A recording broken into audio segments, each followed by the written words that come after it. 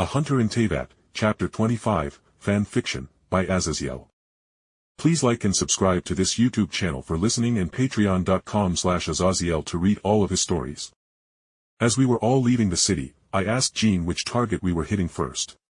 We are hitting the Fatui encampment for a number of reasons, but the most pressing is that it would be best if we could swiftly deal with the possible threat that Signora is, as well as assure they don't move the tier they had collected to another location. Jean explained, and I understood what she meant as the group we had assembled, to say nothing of having an Archon with us in Venti, was already very strong with Eula, Jean, and Diluc as a sort of heavy front line. Me and Lumen were well suited for more medium and close range, while Noelle could protect us with her geo-vision, giving us all shields as well as acting as the final damn near impregnable line of defense for Venti and Amber to be shooting elementally enhanced arrows at our foes from a relative distance.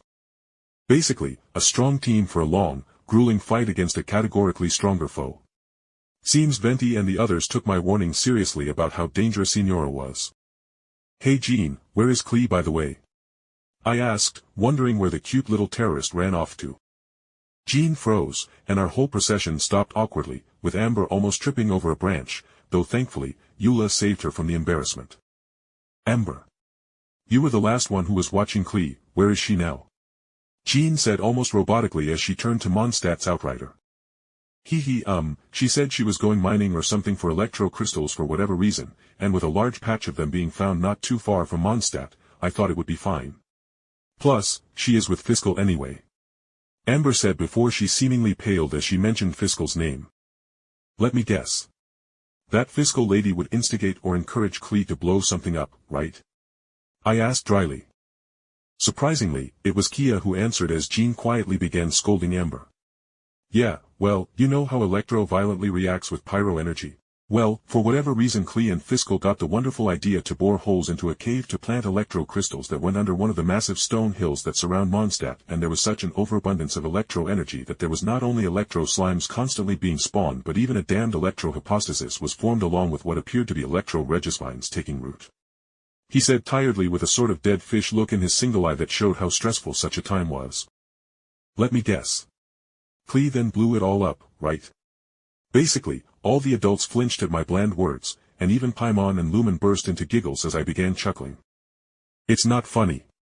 The earthquake it caused literally created a massive chasm that opened up a new path to Liyue, and then the freaking adepti of all things from Liyue rushed over here as they thought we were literally being attacked by the Geo-Archon Morex, and the earthquake was his literally godforsaken punishment." Amber cried out, stomping on the ground. I looked over to Venti, and he nervously chuckled. "Yeah.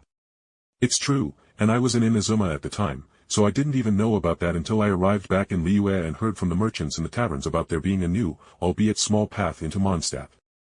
I heartily laughed at the thought of the flummoxed Anemo Archon finding out someone else had blown up one of his mountains, and it somehow ended up being constructive. As the group continued on, I leaned down to Venti and asked if they knew his status as their god, and he shrugged. "Diluc and Jean do, but the rest don't, and I would prefer for it to stay that way," he said, obviously wanting to keep his privacy.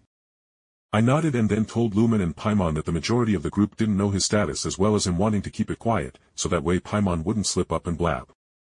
After another hour's trek with me staying with Lumen and Paimon, with Amber occasionally slipping away from Eula for a brief discussion, we reached a rather nondescript cave. Jean stood in front of the cave's entrance and spoke solemnly, seemingly to Amber and Noelle. "All right, Knights of Favonius and trusted allies, our goal is to clear out the illegal military occupation of Fatui agents here on Mondstadt land.